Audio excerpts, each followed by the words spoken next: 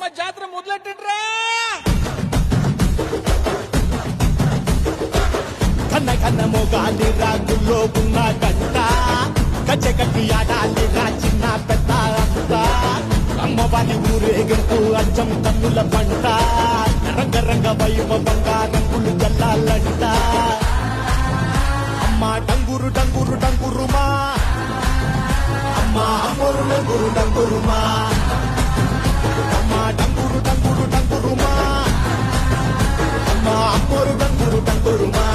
రంగులని కలిసినట్టే ఉంటాయి రాయప్పుడు